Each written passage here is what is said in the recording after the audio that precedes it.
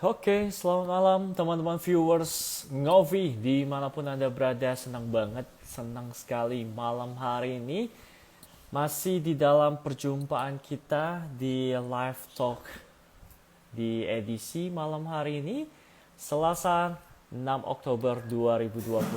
Senang sekali tentunya malam hari ini kita bisa sharing dan juga berbagi kebaikan untuk sahabat-sahabat, rekan-rekan viewers Ngovi dimanapun Anda berada. Dan kalau kemarin kita udah ngobroli 1 minggu bahkan lebih seputar kesehatan, malam hari ini kita akan beralih. Wah, kalau kemarin seputar kesehatan body, sekarang kita akan ngomongin masalah seputar kesehatan di dalam brain ya, di dalam karakter kita. Jadi narasumber yang akan hadir malam hari ini menarik banget, sama sepertinya di satu kota dengan narasumber saya yang kemarin, yaitu di kota Medan.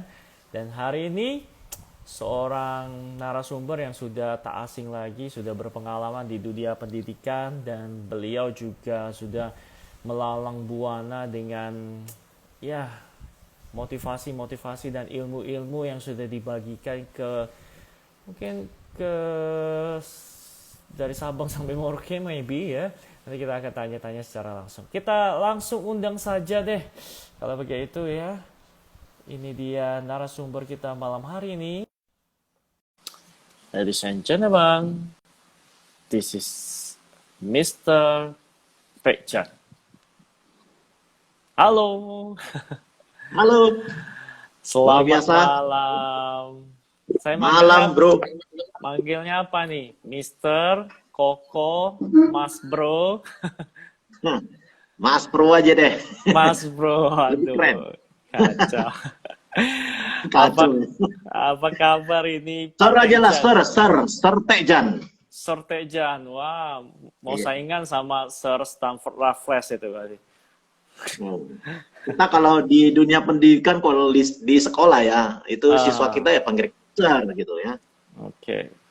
Masih sesuai. Sir itu biasanya Thank you. ganteng perawakannya gitu ya.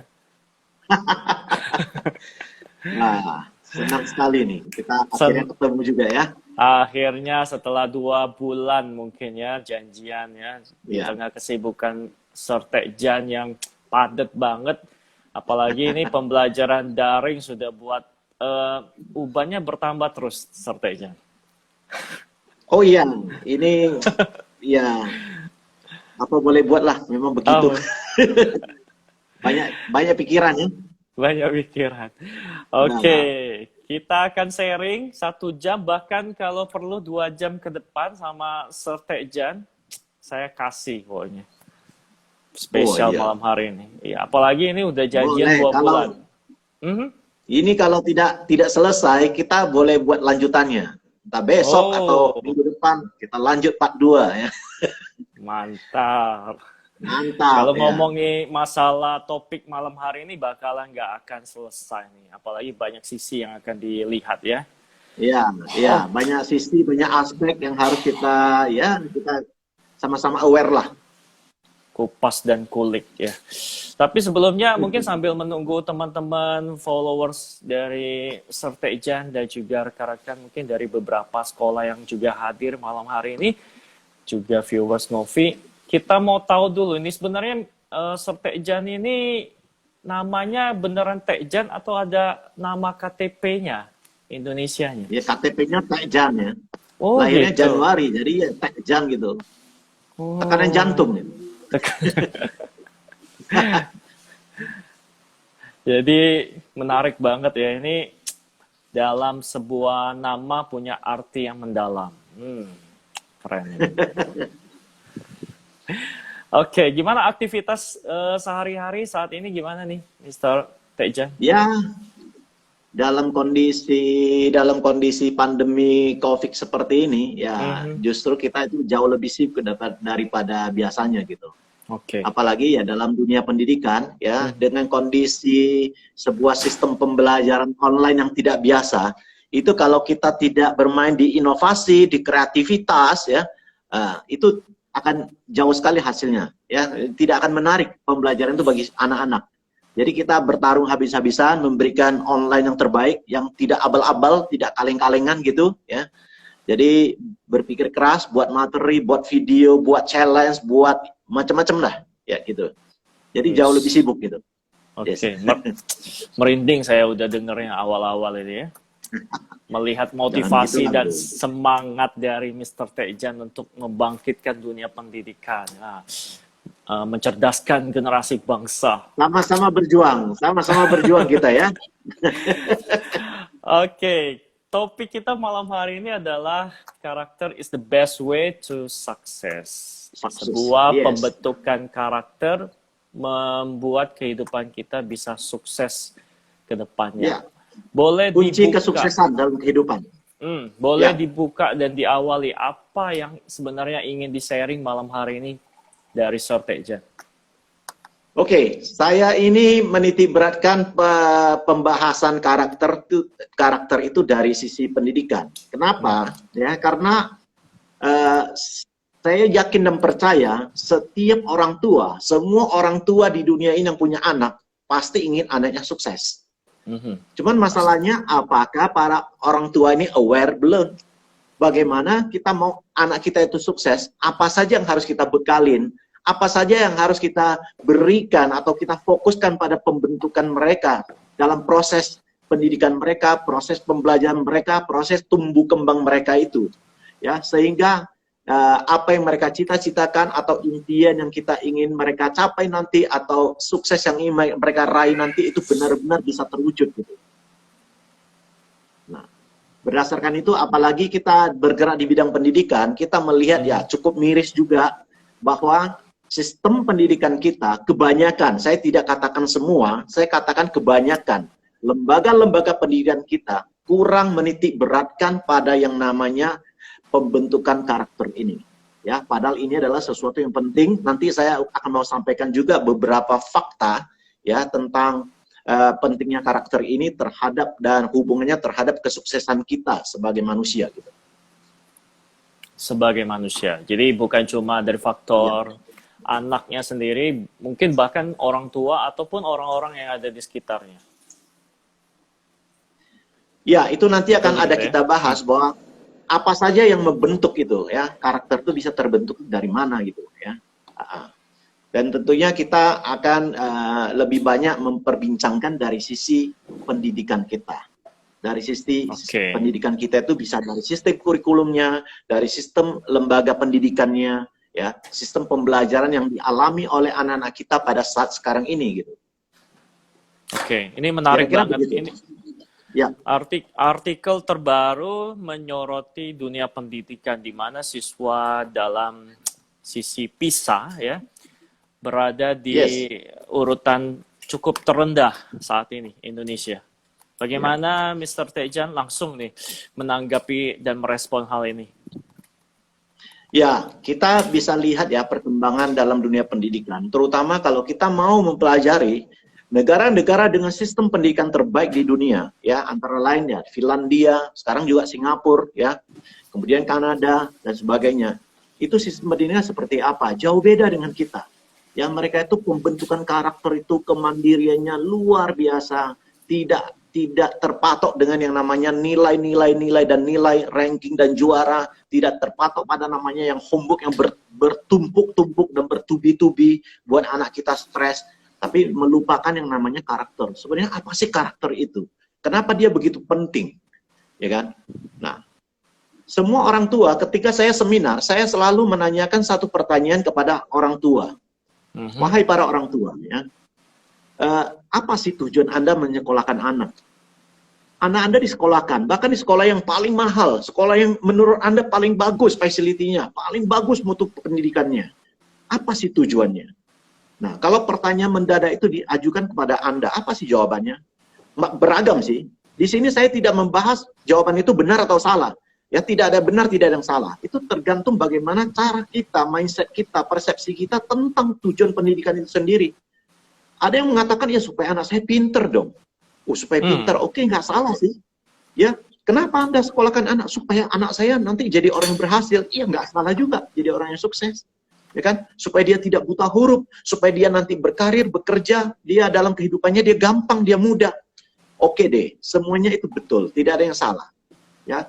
Tapi oke, kalau katakanlah kalau anak kita supaya pinter, saya selalu nanya kembali kepada orang tua tersebut, katakanlah anak kita sangat pinter, juara terus, langganan juara, dari TK sampai ke perguruan tinggi cum laude terus.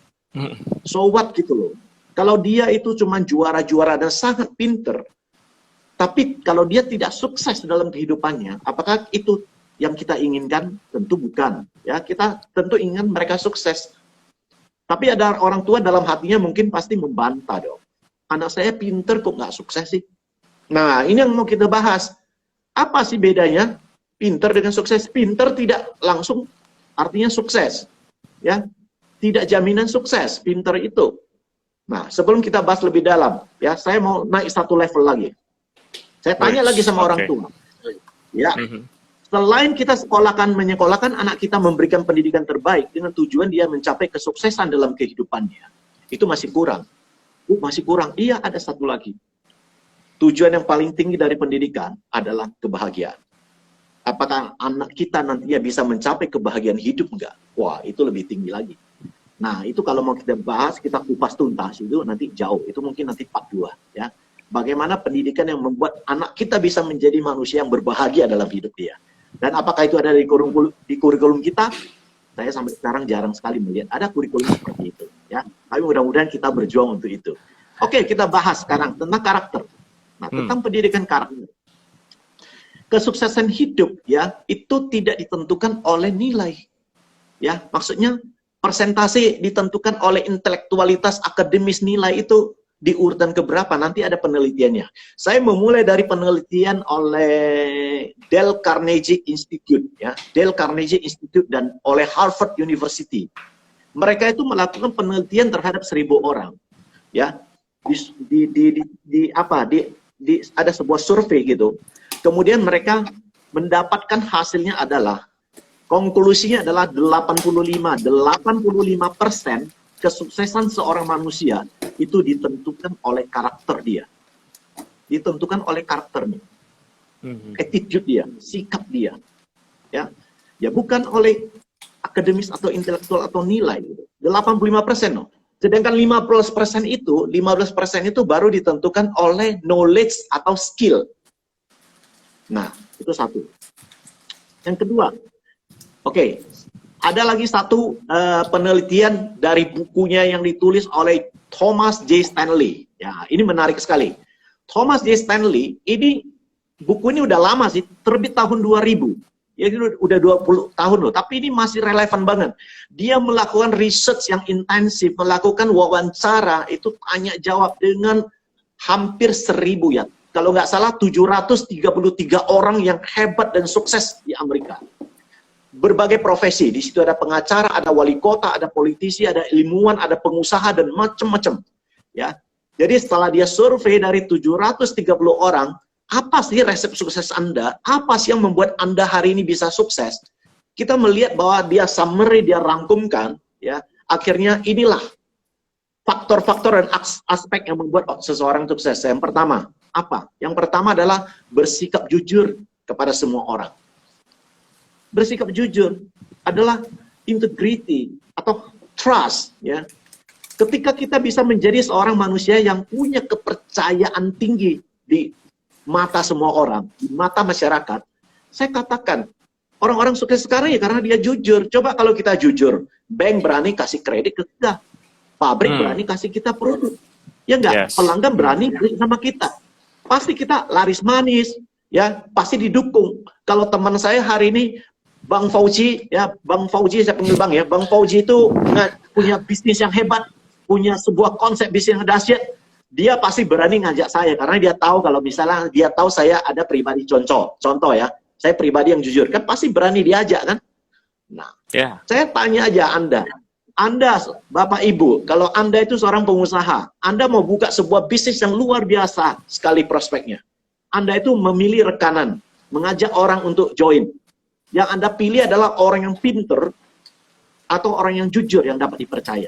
Saya Tolong dijawab pertanyaan ini. Ya, Kan boleh begitu. ketik di Ya, kolom komentar. tentunya ya Anda mau pikir kalau bisa pinter dan jujur ya, pasti. Tapi sekarang pilihannya cuma dua, pinter tapi nggak jujur.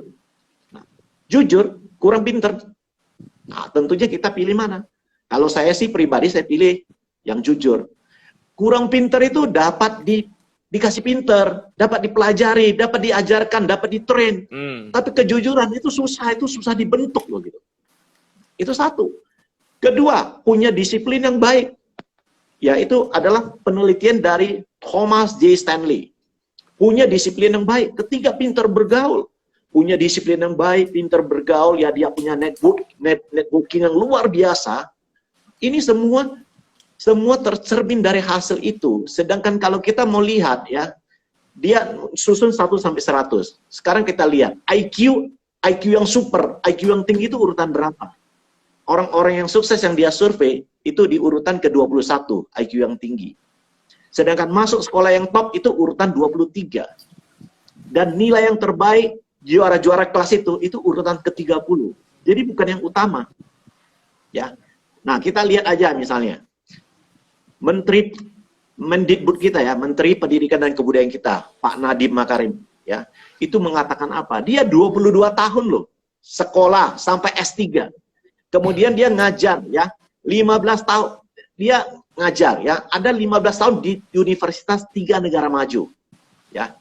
Dan dia mengatakan bahwa kesuksesan itu tidak ada hubungannya ya antara NEM, IPK, ranking itu tak ada hubungan dengan kesuksesan.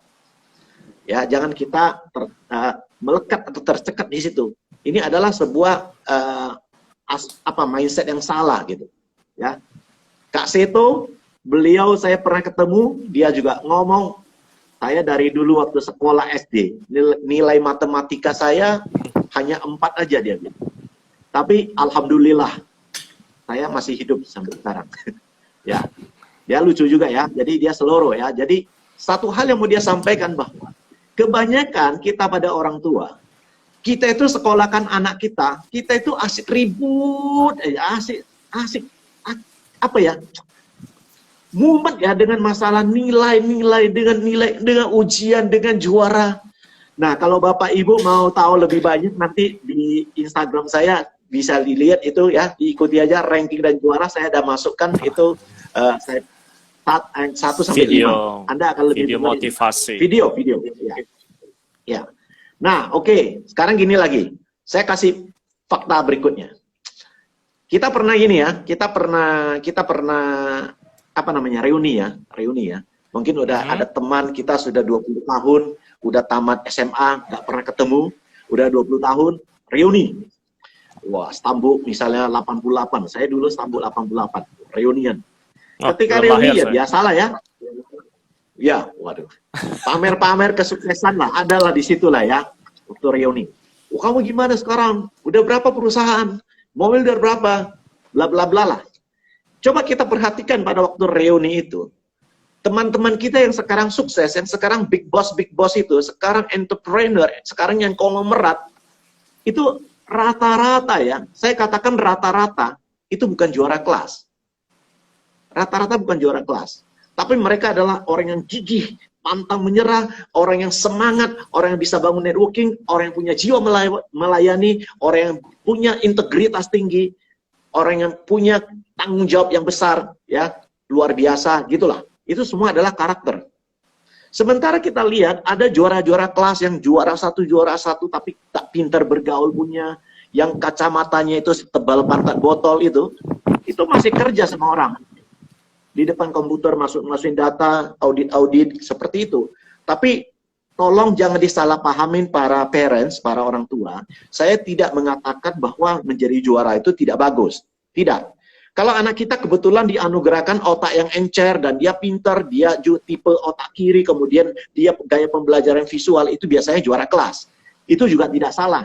Cuma saya mau menyampaikan, membuka sebuah terobosan di dalam mindset kita para orang tua, bahwa nilai juara itu bukan segala-galanya. Ya.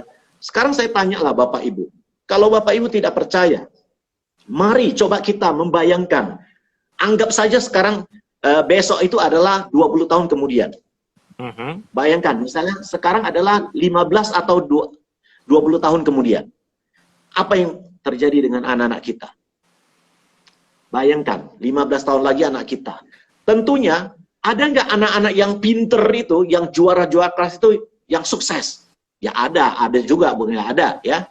Ada nggak anak yang pinteran juara kelas itu yang tidak sukses? Sama sekali tidak sukses. Ada, Bisa banyak. jadi.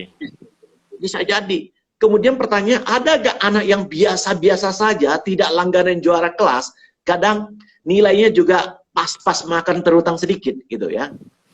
Itu sukses, ada nggak? Banyak itu. Ada nggak anak yang nilainya pas-pasan, nggak sukses? Ada juga. Ini artinya apa? Artinya ya, di sekolah kita ya juara-juara itu tidak ada hubungannya dengan sukses tak sukses. Ya kan? Yang pintar ada sukses, ada. Tak sukses, ada. Banyak. Yang tak pintar, sukses, banyak. Bahkan yang pintar-pintar itu sekarang pada kerja sama dia. Dia jadi bosnya. Kan begitu. Ya, jadi itu tidak ada hubungan dengan pendidikan. Tetapi sampai sekarang saya tidak pernah menemukan orang sukses itu karena kemalasan dia. Kemalasan. Orang yang sangat malas tapi sukses. Tidak ada. Karena rajin itu adalah karakter. Karakter itu kalau kita membahas, karakter itu ada dibagi dua bagian. Satu adalah karakter kinerja, satu itu karakter moral. Karakter kinerja itu ya berhubungan dengan kinerja, misalnya disiplin, tanggung jawab, gigih, tahu gigih ya, ulet, tekun. Gigih itu pantang menyerah. Kalau ini tak berhasil, saya coba lagi ini, saya coba lagi, saya coba sampai berhasil gitu. Itu karakter. Ya, nanti karakter moral itu ada jujur, berbakti pada orang tua, ya kan, dan sebagainya. Sedangkan kinerja punya jiwa melayani, orangnya ramah, punya sopan santun, dan sebagainya. Nah, itu kalau kita mau bahas sih panjang gitu, ya. Tapi kita bahas karakternya aja. Dan satu hal ini, saya kasih satu fakta yang nyata, ya. Sering saya cerita ini di parenting yang kita lakukan, ya. Saya menceritakan tentang kisah William James Sidis. William James Sidis itu adalah salah satu orang yang mungkin ya orang yang terpinter di dunia. Ya, IQ-nya itu hampir 300. Kalau kita sekarang IQ kita dicek ya 120 atau 140 itu kita udah masuk jenius loh, kategori jenius. Dia hampir 300 IQ-nya. Mungkin yang bisa nyamain beliau itu adalah Albert Einstein ya. Albert Einstein. Apa sih kelebihan dia dengan IQ 300 ya? Umur 2 tahun sudah baca New York Street Times. Ya, umur 8 tahun si William James Sidis itu sudah menulis 2 buku tebal, 2 buku. Buku tentang perbintangan, astronomi, dan buku tentang anatomi tubuh. Wah, luar biasa nih. 8 tahun loh. Kita 8 tahun ngapain gitu loh. Dia sudah nulis 2 buku. Umur 11 tahun, dia sudah menjelaskan teori matematika jasad 4 dimensi di depan para profesor Harvard. Matematika jasad 4 dimensi. Saya ini adalah sarjana teknik. Ya, selama saya belajar nggak pernah mendengar teori seperti itu.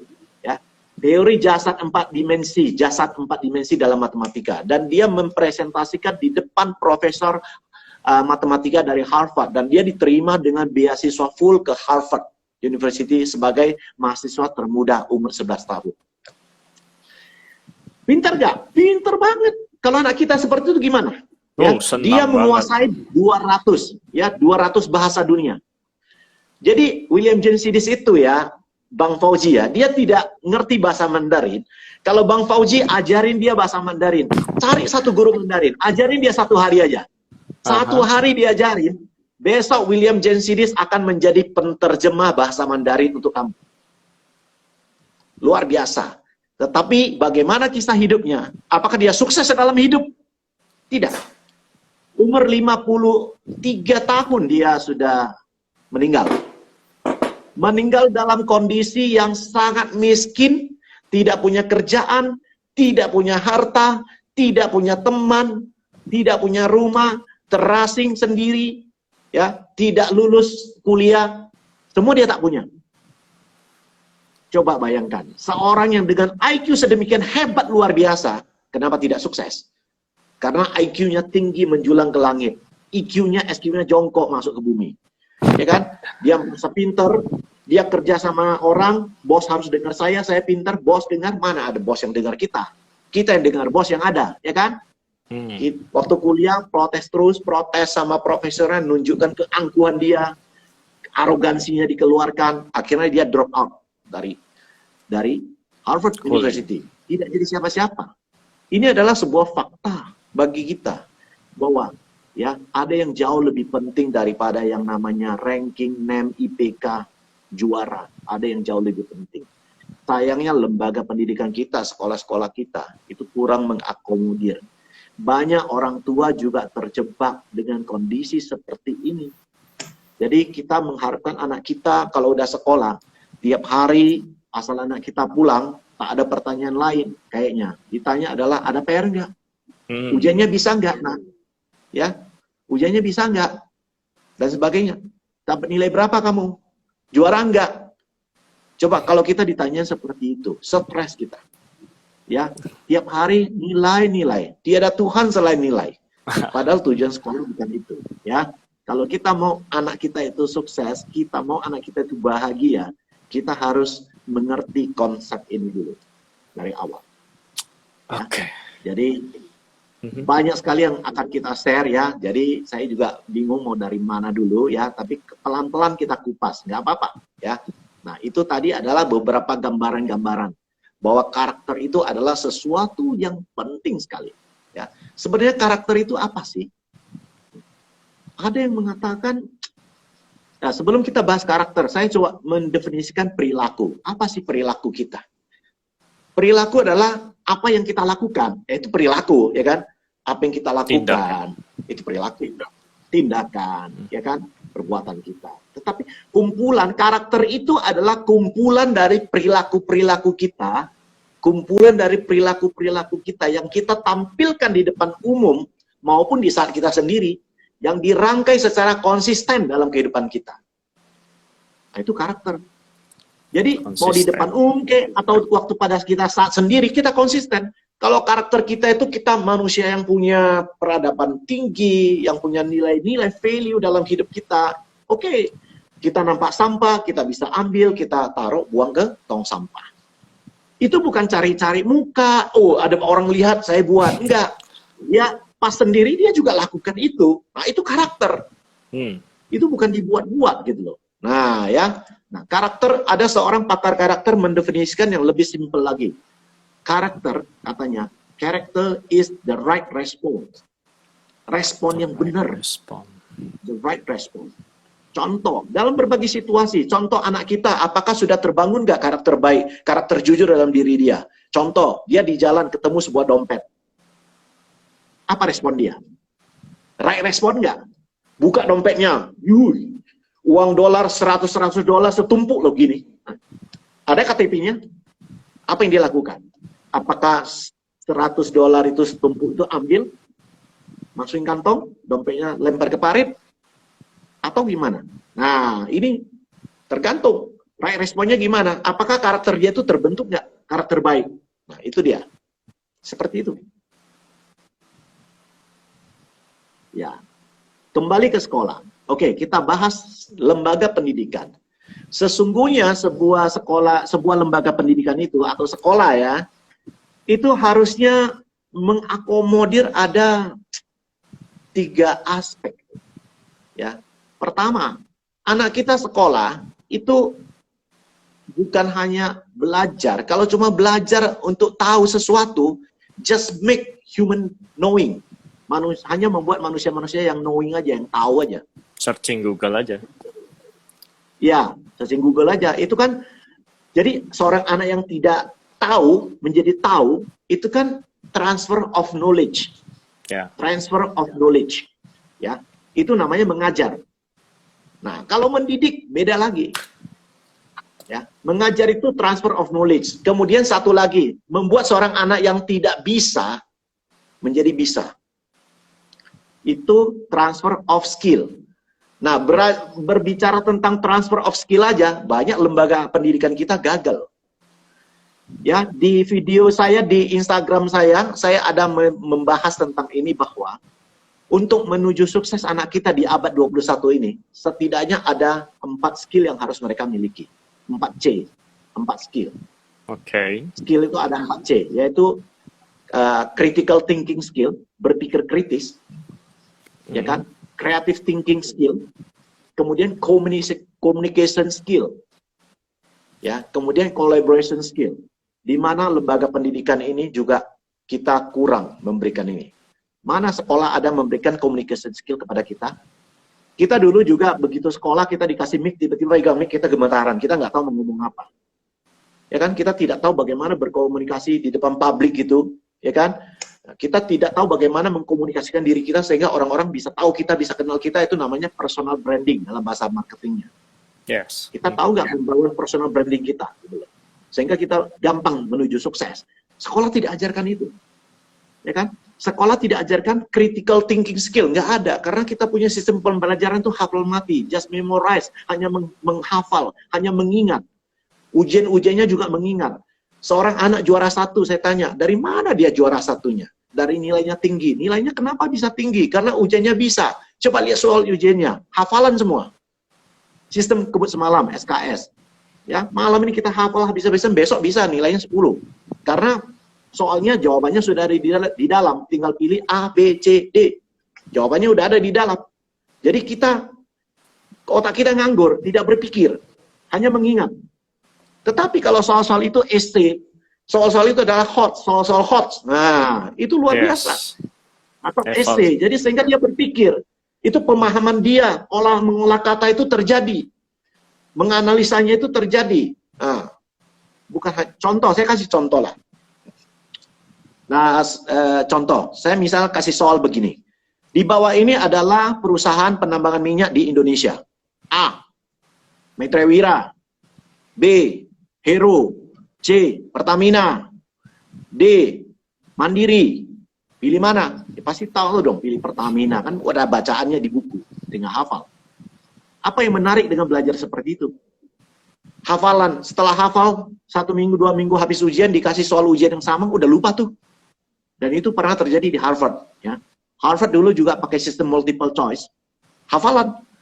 Setelah tamat, profesornya undang lagi para cum laude itu lulusan terbaik dari berbagai fakultas, dikasih ujian soal ujian yang sama, setelah 2 minggu, ternyata mereka tidak cum laude. Udah lupa semua hafalan itu. Nah, coba bayangkan dengan sebuah soal yang saya ganti seperti begini. Kalau saya ganti soalnya adalah, oke, anak-anak sekarang bentuk kelompok, satu kelompok 7 orang, oke, udah. Nah, sekarang Sir mau kasih sebuah statement dulu. Coba dengarkan baik-baik.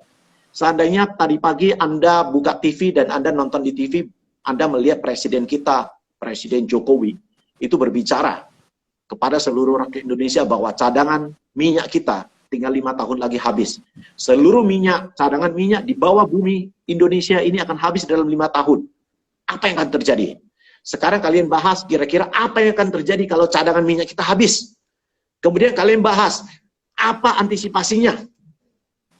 Wah, mereka akan berpikir. Mereka akan cari referensi, cari internet. Apa pengganti bahan bakar minyak? Rupanya dari tanaman kita bisa buat biofuel. Misalnya biosolar, ya kan, dan sebagainya. Dari tumbuhan, mereka bisa olah sampah, bla bla bla. Itu baru namanya berpikir kritis, berpikir kreatif. Tetapi sayang sekali, berapa ada sekolah yang mau menerapkan ini? Sekarang kita terapkan soal hot saja. Sekolah kita itu juga kasih soal esai aja dalam ujian semester. Itu yang pening, yang ribut, yang bukan anaknya. Orang tuanya yang ribut. Wah, guru lesnya yang ribut. Wah, macam mana ini anak saya tak bisa ini. Ya macam mana? Nah, ini yang cerita tentang ranking PISA itu. Kita kalah di sini. Kita kalah. Kita kalau hafalan jago, hafal rumus matematika jago, ya. Ini dia. Nah, sekolah itu harusnya selain dia transfer of knowledge itu paling rendah, dia harus transfer of skill. Skill itu yang tadi saya katakan ada 4 skill yang harus: communication skill, critical thinking skill, ya, kemudian creative thinking skill, collaboration, yang bisa bekerja sama, membangun kerjasama dengan pihak-pihak lain, punya kemampuan skill seperti itu. Yang ketiga yang penting, transfer of skill, setelah itu adalah transfer of value. Membuat seorang anak yang awalnya tidak mau, akhirnya dia jadi mau. Itu adalah mendidik, bukan mengajar. Jadi mengajar sama mendidik itu beda. Ya. Mengajar adalah membuat seorang anak yang awalnya tidak tahu menjadi tahu, yang tidak bisa menjadi bisa, itu mengajar. Tapi mendidik adalah membuat seorang anak yang awalnya tidak mau, akhirnya dia mau. Jadi, make human doing or human being. Contoh, saya kasih contoh, saya suka sekali pakai contoh ini ya. Bagus. Di dunia ini ada 7 miliar manusia. Berapa orang yang tahu tong sampah itu tempat sampah? Berapa orang yang tahu zebra cross itu tempat penyeberangan? Hampir semua tahu. Kita ada belajar kok, kita tahu pengetahuan itu. Tetapi saya tanya, berapa orang yang ketika buang sampah, dia cari tong sampah, dia buka tong sampah, masukkan sampahnya ke tong sampah. Atau dia buang sembarangan. Jadi pendidikan itu not just make human knowing, but human being or human doing. Nah, itu kita berbicara tentang pendidikan karakter. Nah, lembaga-lembaga pendidikan kita, sekolah-sekolah kita harusnya begini. Tetapi jauh lebih penting adalah pendidikan itu harusnya dimulai dari rumah. Dari rumah. Karena kalau kita bercerita tentang pendidikan, itu ada 3. Satu formal, satu non-formal, satu informal. Formal itu ya sekolah. Ada kurikulumnya, bla bla bla dan sebagainya ya. Resmi punya itu. Formal. Kalau non-formal, ya itu les lah. Les, bimbel lah, kursus lah. Kursus ini, kursus bahasa Inggris, kursus renang, kursus tari, kursus tata boga, buat kue macam-macam itu kursus lembaga juga. Itu non formal. Satu lagi informal, itu di rumah. Dan parents, orang tua, jangan lupa, orang tua adalah guru pertama dan guru terbaik bagi anak mereka. Dan pendidikan karakter itu adalah sebenarnya tanggung jawab pertama itu orang tua. Orang tua menanamkan dari awal. Karena menurut pakar pendidikan anak, karakter itu tidak sembarangan kapan kita mau ajarkan, kapan kita mau tanamkan, bisa, nggak bisa. Menurut pakar pendidikan anak, pendidikan karakter ini, pendidikan etika moralitas ini, ya, yang membentuk sikap mereka ini, itu hanya bisa diajarkan dan efektif diajarkan di bawah umur 12 tahun. Paling bagus kalau anak kita masih TK, dapat sekolah yang mengajarkan mereka. Dari di situ dibentuk. Karena dia waktu masih TK itu gampang sekali bentuknya. Itu macam air. Kalau macam air lembut. Mau bentuk botol taruh aja di botol. Mau bentuk gelas taruh di gelas. Mau bentuk piring taruh di piring. Airnya langsung jadi. Karena pada saat itu berbicara bawah sadar. Ya, jadi anak TK itu misalnya di bawah 3 tahun itu sampai 6 tahun itu tak ada data pembanding. Kalau kita katakan ini putih ya masuk ini putih. Padahal yang kita bilang itu bukan putih. Dia masuk, dia tak ada data pembanding. Ya kan? Ini baik, ini tak baik. Ini harus kita kasih greeting kalau ketemu orang yang lebih senior atau apa, kasih beri salam, ya, bla bla bla. Itu masuk semua. Anak TK saya cuma bilang, kamu sayang papa nggak? Sayang. Bener, nanti papa pulang kerja kamu mau nggak ambil air minum, kasih papa. Bilang, papa minum, papa udah capek. Mau. Benar-benar dia lakukan. Papanya sampai neteskan air mata, dia bilang luar biasa. Saya capek kerja, tiba-tiba saya lihat anak saya yang TKA itu ambil air dengan tangan yang mungil itu kasih papanya, papa minum, papa udah capek. Dia mau. Gampang dibentuk karena air. Udah SD itu ya udah kayak es krim lah, sedikit mengeras. Jadi kita harus keluarkan sedikit tenaga membentuknya. Kalau sudah SMP ke atas, sudah SMA, udah keras, kayak es batu, balok es. You harus pakai pahat, pakai martir. Bahaya, bisa hancur itu, salah pahat, ya kan? Artinya secara teori otak, kita mengatakan bahwa otak itu, ya, kenapa sampai 12 tahun? Karena 12 tahun ke atas itu, otak kritis kita udah menebal. Dia sudah punya data pembanding. Gurunya ngomong ini, papa mamanya ngomong ini, dia belum tentu mau terima. Kenapa gitu? Yang saya tahu bukan begini. Nah, dia akan reject. Iya kan? Nanti kalau udah 13 tahun baru, nah kamu tak boleh merokok, nak. Kenapa, Ma? Itu bintang film semua merokok. Keren, Ma. Nah, macam mana coba? Dia sudah punya data pembanding. Nah, kamu nggak boleh ugal-ugalan naik mobil balap-balapan. Oh, keren, Ma. Jantan, Ma. Gimana? Nah, itu seperti gitu. Ya, jadi ring pertama adalah keluarga. Karena jadi atau tidak anak kita, terbentuk atau tidak karakter dia, itu ditentukan oleh 3. Pertama, yang utama adalah keluarga. Dalam hal ini adalah orang tuanya, papa mamanya. Masalahnya banyak papa mama ndak punya waktu mendampingi anaknya, mendidik anaknya. Dua-duanya kerja. Oke deh, ini mungkin faktor finansial lah, ekonomi zaman now lah ya. Tapi ada yang cuman papanya kerja, mamanya nggak kerja. Tapi mamanya juga nggak punya waktu. Sibuk arisan sana sini, sibuk ke kafe, sibuk chatting-chatting, dan Drakor. sebagainya. Ya, sorry ya papa mama ya. Jadi ini kita introspeksi. Saya juga seorang papa ya. Ya. Kita belajar menjadi papa mama yang bagus gimana. Atau bisa saja punya waktu, tapi kita nggak tahu bagaimana cara ngajar. Apa yang mau diajarin.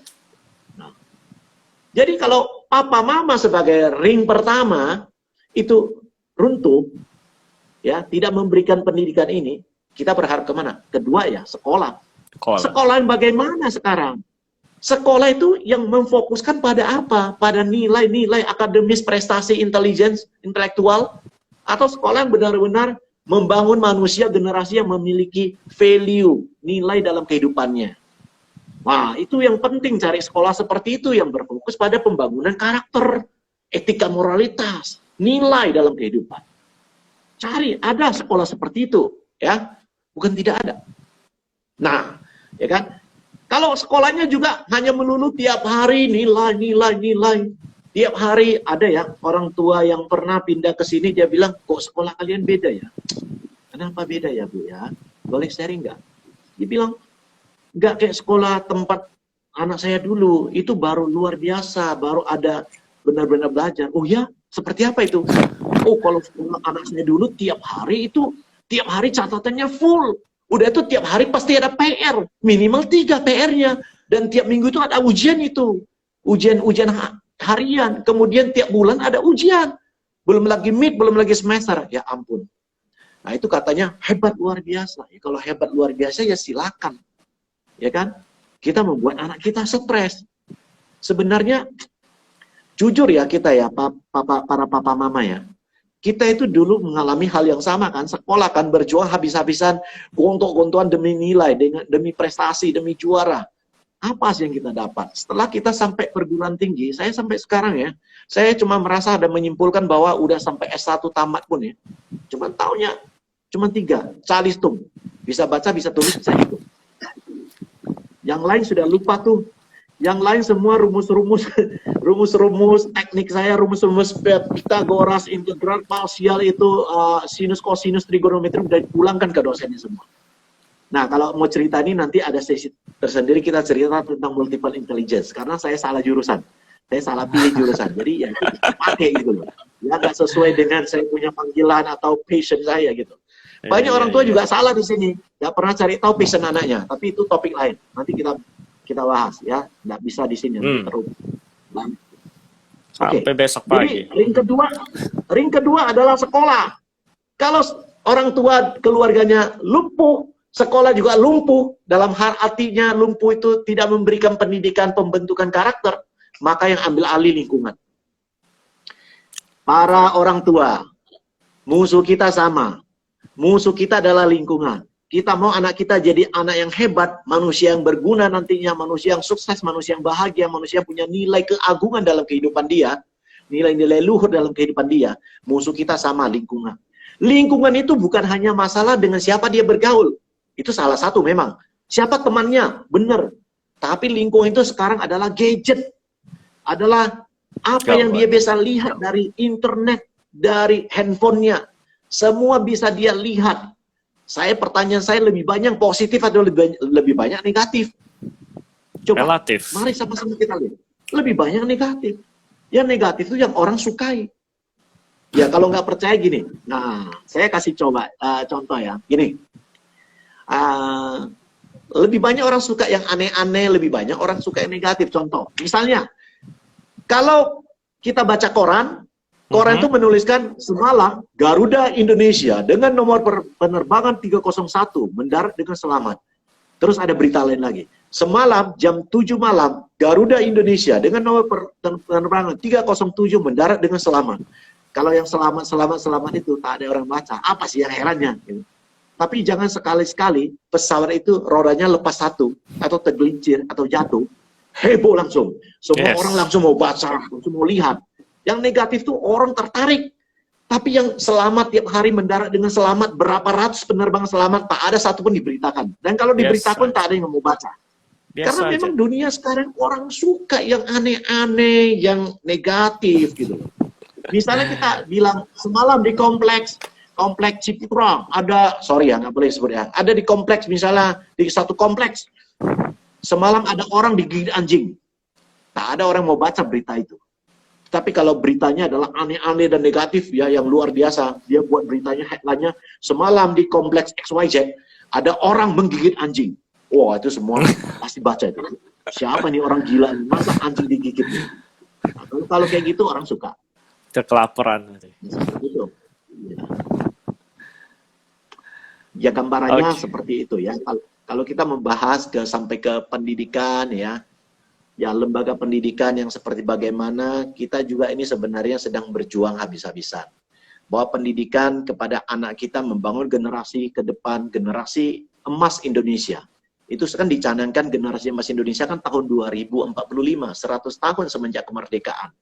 Mari kita lihat ya kan, apa yang bisa kita capai nggak generasi emas? Generasi emas yang bagaimana?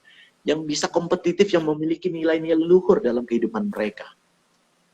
Ya, itu luar biasa. Mari kita lihat, saya kasih contoh lah ya. Negara misalnya kita lihat negara Jepang. Tahun 45, negara Jepang hancur babak belur. Nagasaki, Hiroshima hancur, rontok semua. Para ahli mengatakan itu sudah dibom, tidak akan bisa lagi ditanami dengan tumbuhan selama 50 tahun. Ya, Kaisar Jepang menyerah tanpa syarat. Kalau dia tidak menyerah tanpa syarat, bukan hanya Nagasaki dan Hiroshima, tapi Osaka, Kyoto, Tokyo semua hancur.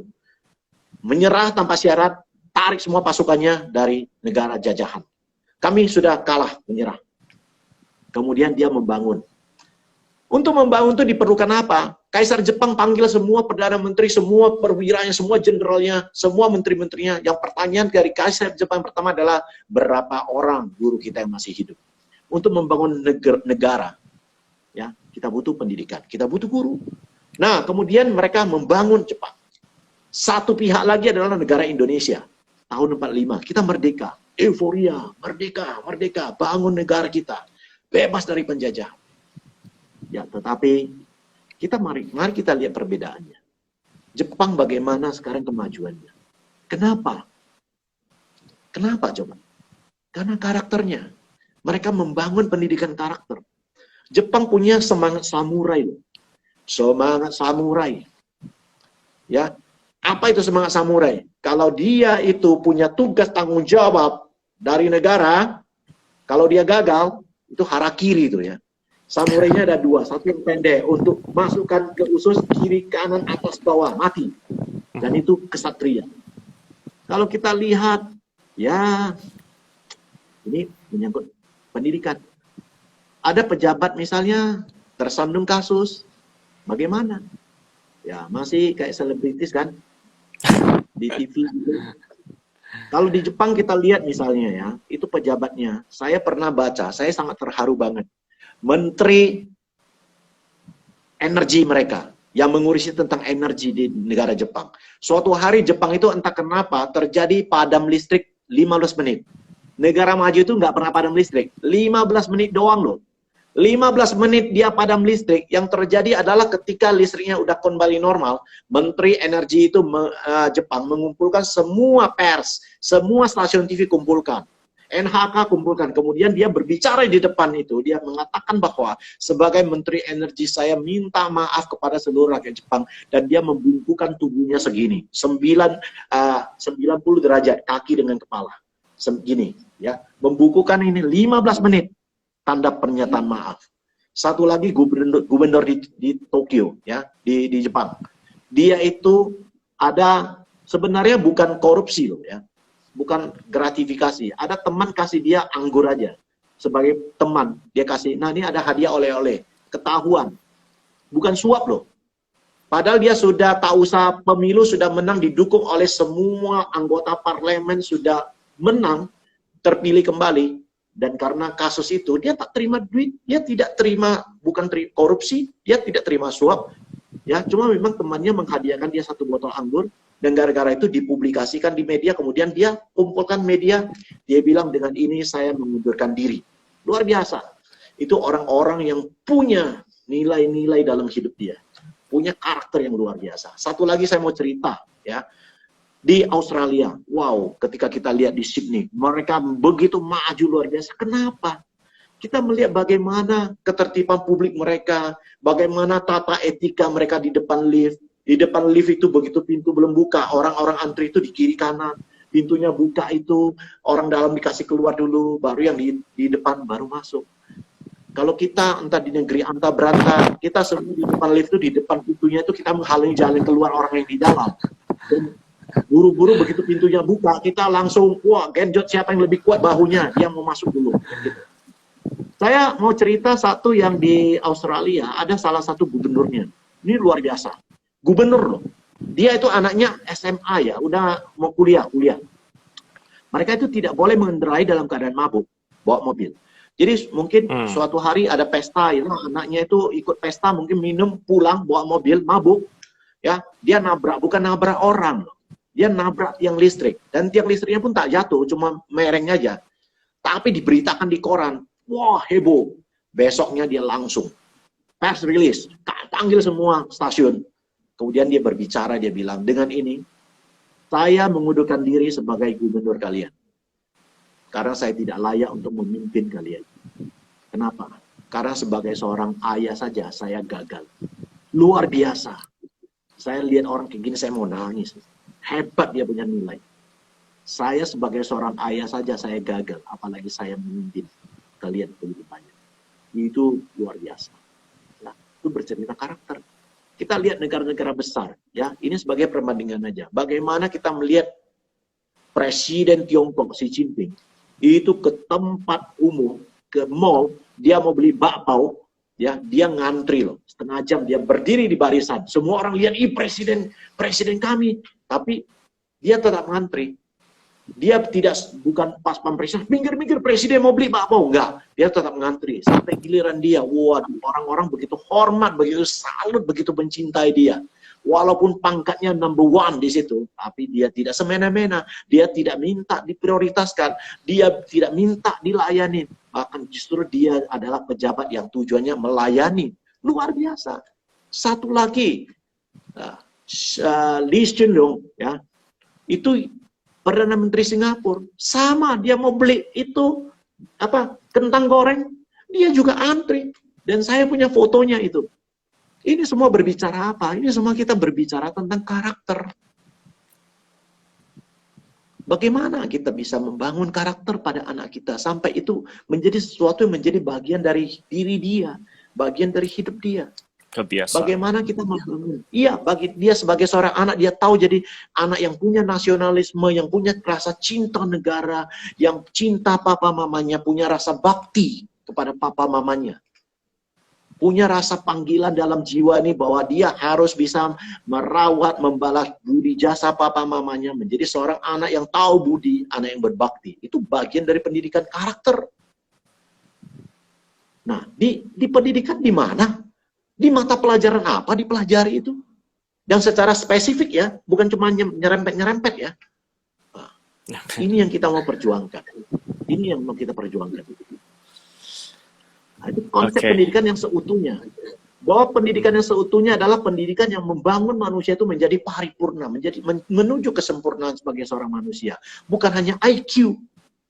IQ is just pelajaran. Tapi juga EQ. Juga SQ, spiritual quotient, juga PQ, physical quotient.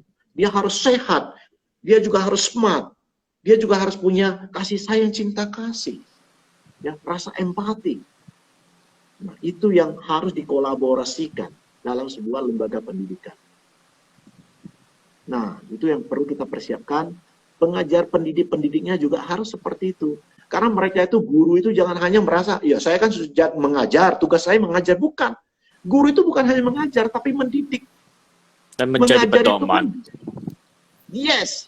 Kalau kita mengajarkan karakter, salah satu yang paling powerful adalah be a role model, menjadi teladan. Kan? Nah, because actions speak louder than words. Ya, jadi kita harus menjadi role model, menjadi teladan. Ya, walk the talk artinya ya kita menjalankan apa yang kita ajarkan, apa yang kita omongkan gitu. Jadi guru itu bukan hanya mengajar ya. Kalau mengajar itu ya Pak ya, itu hanya berhubungan dengan pendidikan, berhubungan dengan wawasan, berhubungan dengan pengetahuan. Orientasinya adalah pengetahuan. Tapi mendidik, orientasinya adalah karakter. Mengajar itu berhubungan dengan ini, otak, pikiran. Mendidik itu berhubungan dengan hati. Kita berbicara karakter gitu loh. Nah, kira-kira seperti itu. Wah, cepat sekali ya. Ini udah mau 1 jam juga ya. Wah, iya. Tenang aja teman-teman viewers, ini kita bakalan save terutama di feed saya, di Instagram saya. Jadi silakan nanti bisa dilihat rekaman ulangnya. Ini kita nggak ada kasih kesempatan buat teman-teman viewers untuk tanya nih Mr. Tejan atau seperti apa? Oh boleh, silakan ketik aja gitu. Iya, silakan teman-teman yang ingin tanya seputar karakter, terutama karakter yang pada nonton ini adalah orang tua kayaknya ini ya. Mungkin bisa dihubungkan karena ini nih, penting bagi orang tua. Bisa dihubungkan Mr. Tejan, karakter orang tua pada saat PJJ, pembelajaran jarak jauh saat ini, online ya, di mana finansial lagi krisis, pikiran lagi kacau, galau, ditambah dengan tugas-tugas dari guru-guru yang belakangan ini ada satu video yang viral sampai ke Mas Menteri. Iya. Itu ngajar daring sampai darting ya. Orang tuanya ngajar daring sampai darting. Ya bukan daring tapi darting, darah tinggi. Saya nggak ngerti satu video viral itu, sedih banget saya lihatnya, anak gadis itu. Saya merasa bahwa pandemi COVID ini adalah ujian untuk orang tua. Ujian. Ujian dari alam untuk kita. Nah, selama ini kita ya banyak melupakan ya salah satu aspek ya. Kita itu terlalu jauh dari aspek alamiahnya sebagai manusia. Kita itu harus mendampingin anak kita sesungguhnya. Apapun yang Anda lakukan, apapun yang Anda perjuangkan hari ini adalah demi anak Anda. Betul nggak? Anda banting tulang demi siapa? Anak Anda juga. Tetapi ketika kondisi seperti ini, kita terbawa stres kita dengan masalah kondisi finansial, pekerjaan, bla bla bla. Kita tidak bisa salahkan siapapun pada saat ini. Siapa yang mau disalahkan? Ya kan? Dengan kondisi seperti ini tidak boleh tatap muka, tidak boleh keluar rumah. Lalu gimana? Apa anak kita tak belajar?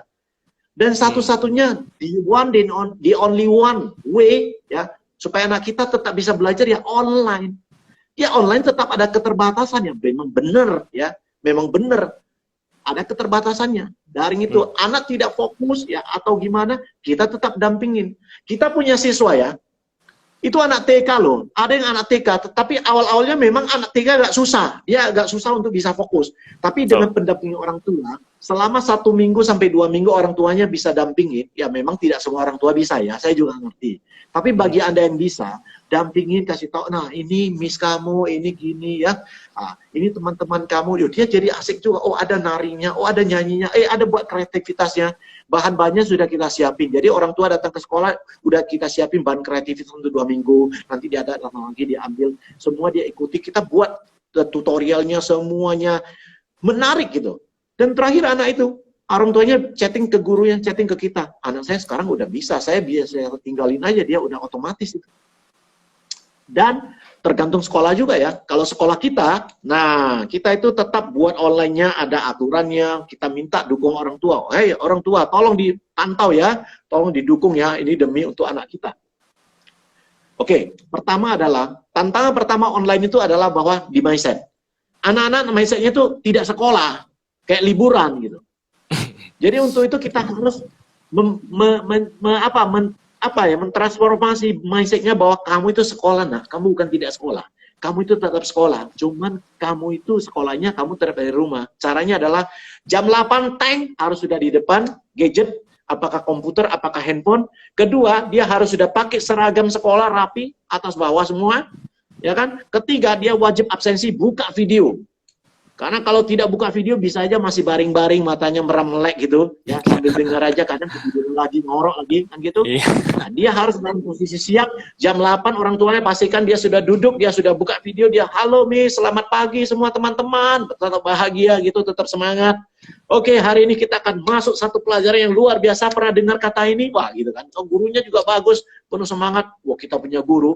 Satu ruangan satu, jadi mereka ke sekolah ya ada ruang kelas satu guru, padahal besar ya. Oh dia di dalam berekspresi, dia dalam wah suaranya kencang, nggak apa-apa, hajarlah situ. Pokoknya yang penting pembelajaran itu menarik. Jadi anak-anak juga oke gitu ya. Kemudian kita juga kasih tantangan-tantangan. Jangan belajarnya nggak bisa dengan cara-cara yang normal. Itu kita harus sedikit modifikasi, harus ada inovasinya, harus ada kreativitasnya, ya kan? Kita kasih challenge-challenge sama mereka, kita kasih project-project sama mereka. Tidak bisa lagi kita memenuhi tuntutan kurikulum yang KD-nya, KI-nya, ya berapa itu, nggak bisa. Karena ini harus kurikulum darurat gitu loh. Ya kan? Yang menjadi fokus kita apa nilai-nilai paling penting. Kita kasih tantangan, kita kasih program kemandirian. Oke, kamu di rumah, kamu kasih tantangan, nah 21 hari literasi, baca buku. Wow, ternyata mereka baca, terakhir orang tuanya tulis apa? Wow, anak saya di sekarang ya, kalau mau tidur tetap harus baca buku dulu. Ini mungkin akibat efek dari program literasi. Wah, luar biasa kan? Dia jadi gemar membaca dengan satu program dari kita. Program kemandirian. Dia harus itu rapikan tempat tidur sendiri. Dia jangan tergantung sama orang tua, tergantung sama asisten rumah tangga. Tapi dia harus mandiri, karena itu adalah life skill. Itu keterampilan dasar dalam hidup.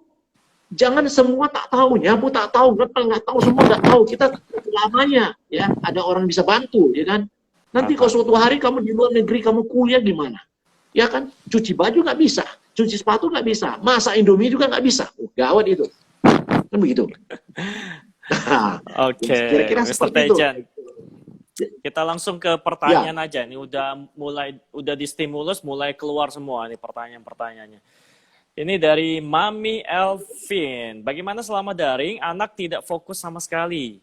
Jika dipaksa jadi daring, dibiarkan jadi tidak belajar. Ini pernyataan ini kayaknya ya. Bagaimana selama daring supaya membuat anaknya itu fokus? Kayak itu, Mr. Tejan. Oke. Aspeknya bukan hanya di anak, bukan hanya di orang tua, tapi juga di guru. Ya. Saya katakan bahwa untuk suksesnya sebuah pembelajaran daring ada beberapa aspek. Salah satu adalah kualitas jaringan. Kalau kualitas jaringannya putus sambung ya darah tinggi juga kita. Guru juga darah tinggi kan? Iya. Kualitas gadget. Ya kan? Kemudian materi kurikulumnya. Kalau gurunya juga lurus saja, tak ada kreativitas, dia kayak mengajari dalam kelas, iya ngantuklah anaknya semua, ya kan? Gurunya harus pintar, lihat guru kita, ada yang bawa masuk pakai boneka Muppet ya, kayak boneka Muppet itu ya, ada seekor kerbau sama ini mereka berbicara, dia pakai suaranya berlainan lagi, anak-anak belajar tuh kayak nonton gitu, nonton wayang, tahu nggak? Kita itu harus berjuang dalam kondisi seperti ini, anak-anak ya susah, karena dia di dalam rumah, belum lagi gangguan di dalam rumah, suara-suara, orang jalan sana, jalan sini, ada makanan, dia tertarik, ya kan? Dan sebagainya, gitu loh. Apalagi orang tuanya juga tidak mau menuntun, membimbing, kamu tetap duduk, ya kan, misalnya. Pokoknya sampai jam berapa baru boleh gimana gitu. Harus ada aturan juga orang tua menjadi pendamping atau pengganti gurunya di rumah, gitu loh. Supaya proses ini bisa sukses. Kemudian orang tua juga jangan terlalu terpaku pada, aduh nanti nggak bisa gimana, nanti anak saya ujian, nggak usah khawatirkan itulah. Ya kan, nggak usah terlalu khawatirkan itu. Dengan kondisi darurat ini juga ya ujiannya nilainya semuanya ya, nggak usah kita terlalu khawatir. Karena terlalu khawatir itu membuat kita itu, apa ya, emosi itu tak stabil gitu loh. Mau marah aja gitu. Ya. Coba ciptakan suasana lebih nyaman. Saya mengatakan ini kesempatan yang sangat baik bagi Anda untuk membangun quality time dengan anak Anda. Yang mana selama ini kita kurang quality time itu. Ya anak saya yang SMP aja ya, dia nih kita kasih program ya. Kamu harus punya quality time dengan kedua papa mamamu. Misalnya kalian cuci piring bersama, potong sayur bersama, atau main game bersama. Ya, kita di rumah ya lakukan itu, di foto, di video, kirimkan ke gurunya sebagai bukti. Oh itu bagus loh, kita bisa cerita, bisa sharing selama ini ya mungkin kita juga work from home atau tidak keluar-keluar, jadi lebih punya banyak waktu dengan anak kita. Kita bisa menggali lebih banyak dengan dia, bisa membangun hubungan lebih dekat dengan dia. Pakai kesempatan tuh Bapak Ibu. Jangan justru kesempatan yang membuat kita darting-darting terus. Ya kan? Jadi, ya Ditagih banyak memang cicilan sih. masalahnya, Mr. T. Iya betul. Ya, jadi tidak bisa disalahkan ke guru, ke sekolahnya, tidak bisa salahkan orang tua juga. Kalau kita mau salahkan siapa? Pemerintah. Corona, Nggak bisa juga. corona ini salah. Pemerintah. Corona.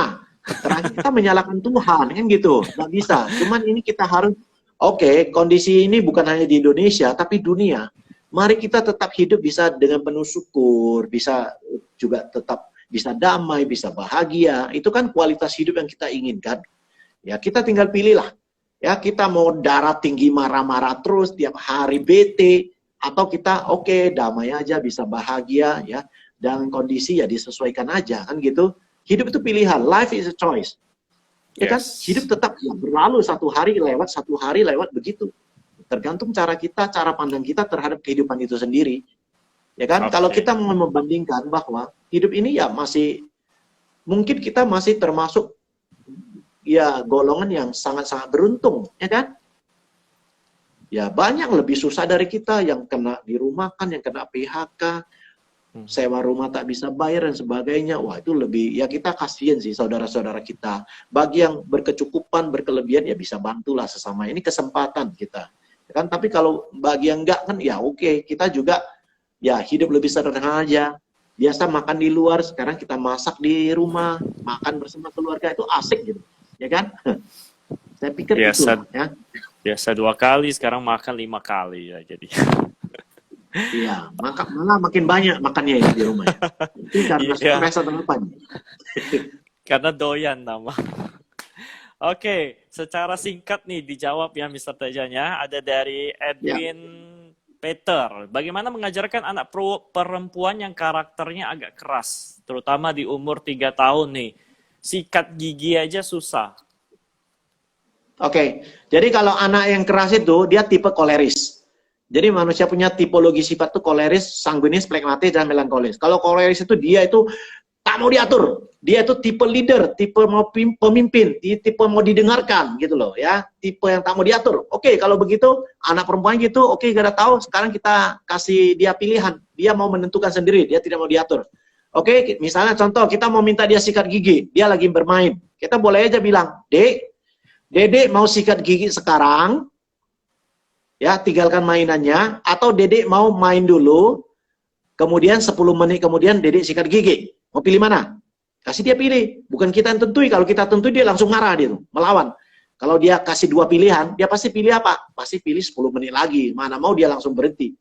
Oke, 10 menit ya. Benar? Dia jam sekarang ini atau ini ya sampai di angka 5 ya misalnya. Atau di angka 7 ya. Nanti kalau papa datang, kalau di angka 7, Dede belum gosok gigi gimana?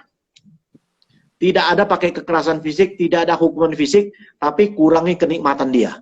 Misalnya kenikmatan dia suka naik sepeda, atau dia suka apa. Kalau di angka 7, papa datang, Dede masih belum pergi gosok gigi, besok Dede tidak boleh naik sepeda. Misalnya dia kesukaan dia naik sepeda. Besok 1 hari Dede tidak boleh naik sepeda. Dan itu benar-benar dilakukan, apapun yang terjadi. Sehingga dia tahu gitu kan. Dan kasih dia pilihan. Kasih dia konsekuensi loh. Kalau enggak, tanya dia. Kalau papa di angka 7, papa datang, Dedek belum gosok gigi, apa konsekuensinya, apa sanksinya, apa hukumannya. Kasih dia pilih. Dia mau gimana. Kalau dia nggak tahu, dia belum tahu, 3 tahun, belum tahu konsekuensi, kita yang buat konsekuensinya, kita kasih dia pilih. Kalau di angka 7, papa datang, Dedek belum gosok gigi, ya, besok Dedek tidak boleh naik sepeda 1 hari, atau besok Dedek tidak boleh nonton TV 1 hari. Pilih mana? Nah, kalau dia pilih naik sepeda atau pilih TV, anak itu akan berusaha mencoba menjebol ya sistem yang Anda buat. Dia akan mencoba jebol, pasti. Tapi kalau Anda lengah, 1 kali biarin, habislah Anda. Dijebol terus. Kalau udah ngomong gitu dan dia udah pilih, oke. Begitu angka yang kita sudah sepakati di angka 7 misalnya, ya, jarum panjang di angka 7 kita datang, ini sudah angka 7, Dedek belum pergi gosok gigi, oke, mainnya kita simpankan, pergi gosok gigi, besok Dedek tidak boleh naik sepeda. Dan betul-betul, besok dia nangis kayak manapun, mau mamanya, dia minta, oke, suami istri harus kompak. Tidak, itu kesepakatan semalam. Dia satu kali dia kena gitu, 2 kali kena, 3 kali udah. Dia tidak akan jebol lagi. Pokoknya kita tidak ngatur dia, tidak dikte dia, tapi selalu kasih dia pilihan. Kamu pilih mana, A atau B? Kamu yang pilih. Kalau ini kamu langgar, kamu pilih A atau B konsekuensinya. Pilih, gitu. Nah, itu adalah teknik-teknik berkomunikasi dengan tipe koleris, tipe keras, gitu. Mudah-mudahan bisa menjawab, ya. Semoga terjawab, ya. Lanjut, pertanyaan berikutnya. Ini kalau kita lagi punya anak yang lagi pembelajaran daring nih. Orang tuanya kasih satu handphone langsung ke anaknya. Akhirnya membuat dia itu dengan alasan belajar, akhirnya main game, mengurung diri, dipanggil, gak mau keluar, gak mau aktivitas yang lain, dia hanya bisa main game sepanjang hari dengan alasan mungkin lagi belajar, seperti itu. Gimana mensiasatinya, Mr. Tejan? Oke. Saya selalu katakan ya, sebenarnya ya, gini ya, ini masalah semua orang tua di seluruh dunia. Yeah. Tapi ada satu hal yang perlu kita betulkan juga, bahwa anak itu, dia memang tidak bisa lepas dari yang namanya dunia bermain.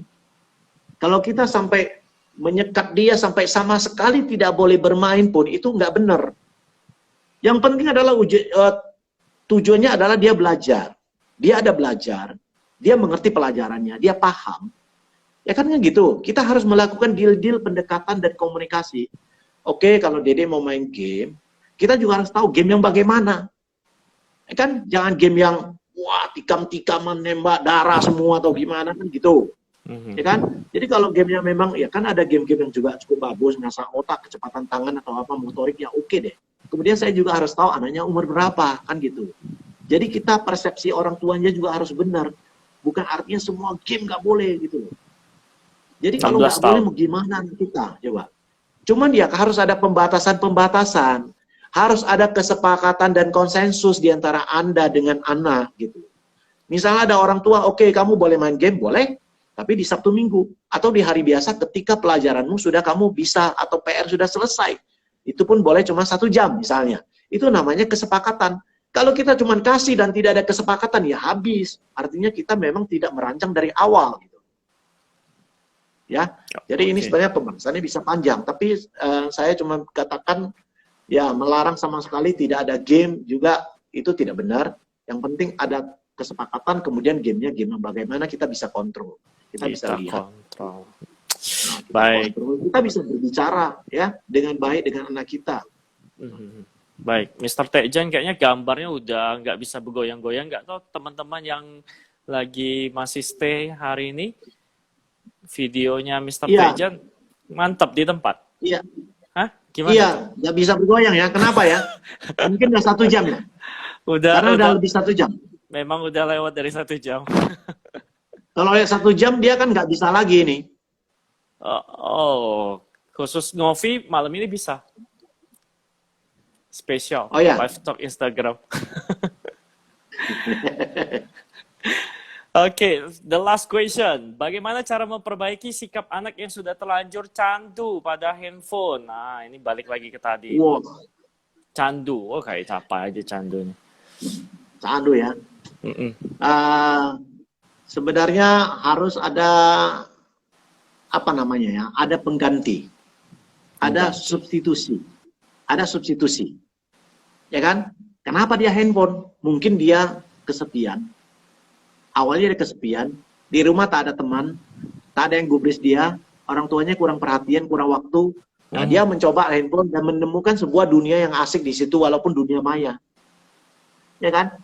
Coba kita kurangin, cara kuranginnya adalah, oke, kita atur waktu lebih banyak dengan dia, kita aktivitas bersama, oke, kita nanam ini yuk, kita ada kegiatan-kegiatan positif yang bisa diajak bersama, oke, kita coba main game blokus gini, ada tantangan gitu, ya. Atau oke, kita gimana-gimana dengan anak kita. Ada sesuatu kegiatan bersama yang bisa dilakukan. Kemudian, sebagai orang tua, ya, quality time itu harus cukup. Harus cukup itu ya, Quality time itu dalam bentuk apa? Quality time itu bukan artinya kita berdekatan secara fisik aja. Artinya ada orang tua bilang, oh saya Sabtu Minggu saya di rumah aja, saya nggak kemana-mana, saya dekat kok dengan anak saya. Dekat yang kayak mana? Di rumah ngapain kalian? Satu nonton TV, satu chatting-chatting, satu ya main game di atas kamarnya. Itu bukan dekat. Itu cuma dekat secara fisik. Yang saya maksudkan kedekatan quality time itu kedekatan secara emosional. Dekat secara emosional juga bukan artinya begitu dekat. Saya sama Fauzi, kita juga dekat ya secara emosional, ya kan? Maksudnya ketika saya dekat Anda langsung emosi aja. Enggak lah, maksudnya gini, dekat secara emosional, ya kan? Jadi ada skin to skin, head to head, heart to heart.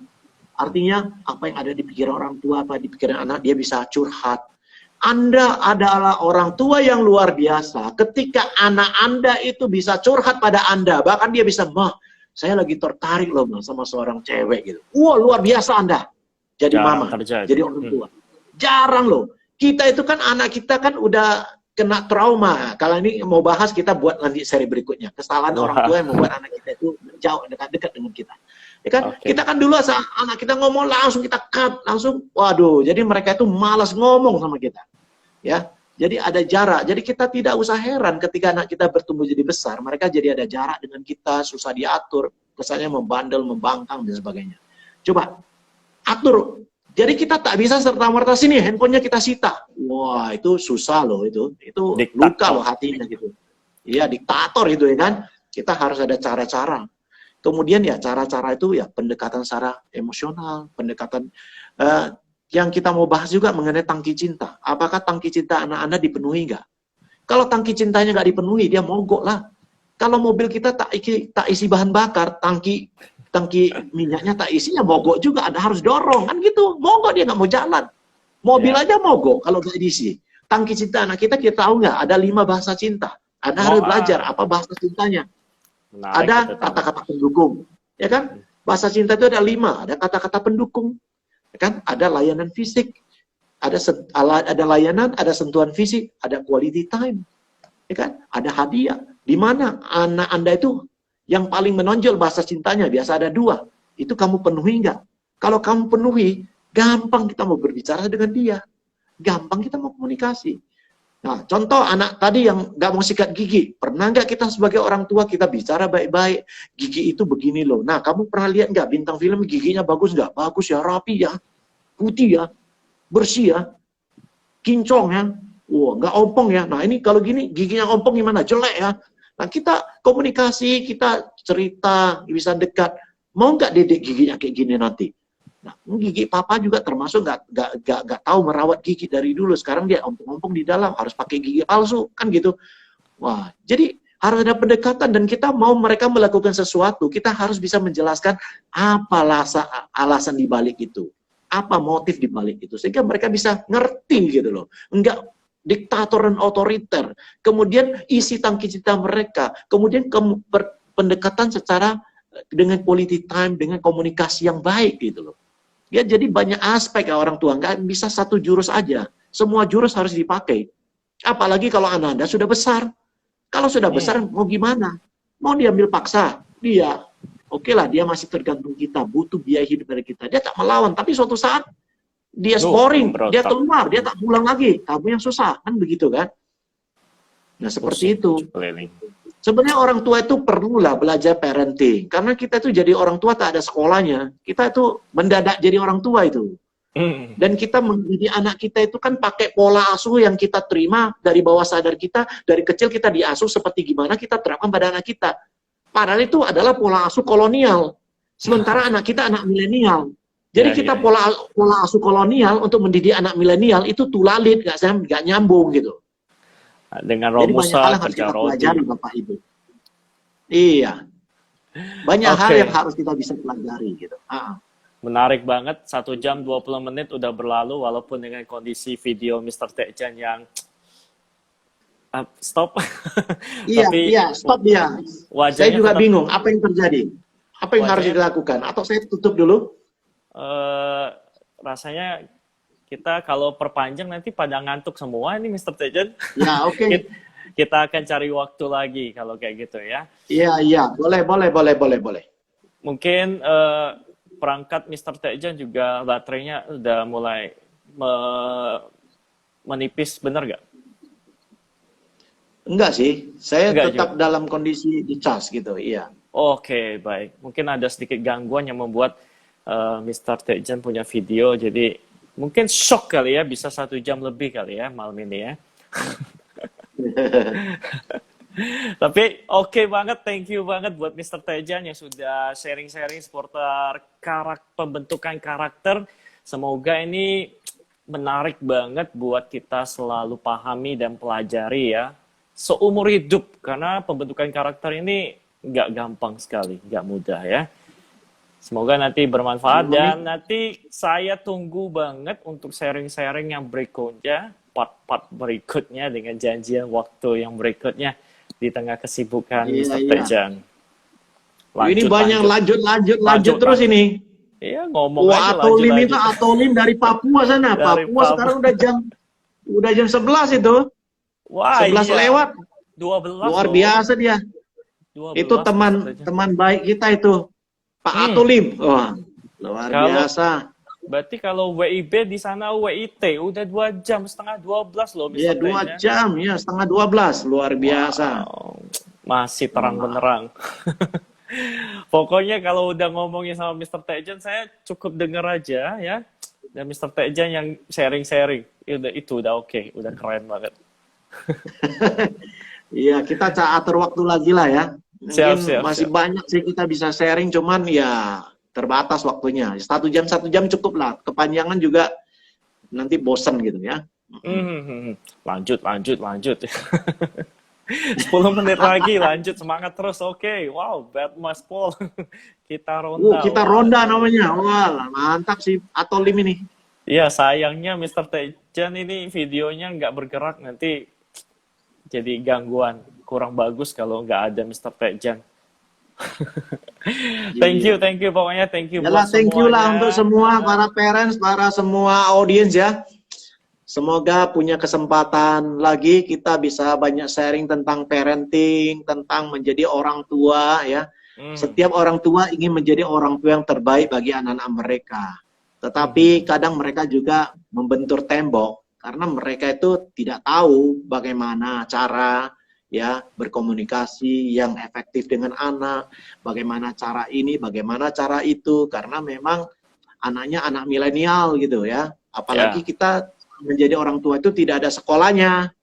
Kalau kita jadi dokter, jadi insinyur itu ada sekolahnya. Mau jadi arsitek, sekolah dulu. Mau suntik bokong orang, ya jadi dokter, ya sekolah dulu. Kok enggak, siapa mau kasih, ya kan? Tapi kita jadi orang tua tidak ada sekolahnya. Jadi itulah kendala kita. Tapi nggak usah khawatir. Banyak kok sekarang pakar-pakar parenting. Banyak kok bahan-bahan parenting kita bisa search di internet asal kita mau belajar aja. Ya, jadi kasus anak itu adalah kasusnya itu kasuistik. Kasuistik artinya itu enggak bisa satu resep itu berlaku untuk semua anak. Sesuai dengan kasus masing-masing. Mungkin kasusnya bisa sama, tapi pendekatan yang dilakukan atau tips yang dilakukan bisa beda gitu. Ya, baru bisa efektif. Makanya disebut kasuistik. Enggak ada kayak matematika 1 tambah 1 sama dengan 2, enggak ada seperti itu. Ya, tapi mudah-mudahan parenting kita, ya sharing kita malam ini, ya kita tidak bisa membahas parenting secara keseluruhan, ini cuma sebuah potongan puzzle yang kecil. Semoga dengan sering kita lakukan ini, potongan-potongan puzzle itu akan semakin banyak dan membentuk gambaran lebih utuh, sehingga gambaran kita akan menjadi semakin jelas. Ataupun mungkin pembicaraan kita malam ini hanya sebuah lilin kecil, sebuah nyala lilin kecil yang hanya mampu untuk menerangi sebuah pojokan kecil aja di ruangan yang gelap. Mudah-mudahan akan semakin banyak lilin dalam kehidupan kita di sharing-sharing berikutnya dan membuat ruangan yang gelap tadi menjadi lebih terang benderang untuk melihat sesuatunya lebih utuh dan jelas. Keren. Oke. Closing statement yang perfecto ya dari Mr. Tejan. Thank you banget. Mungkin saya yakin Mr. Tejan butuh istirahat supaya besok kembali beraktivitas dengan tantangan-tantangan segudang yang baru ya. Ini keren banget. Yes. Thank you buat teman-teman viewers Ngopi dimanapun Anda berada, followers dari Mr. Tejan juga. Tetap sehat, tetap semangat, panjang umur, sehat selalu pokoknya buat Mr. Tejan ya. Yap, thank you, sama Bang Fauji.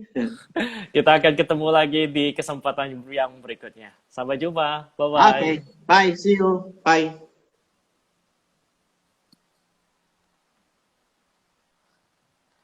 Oke, thank you buat semua yang sudah join malam hari ini.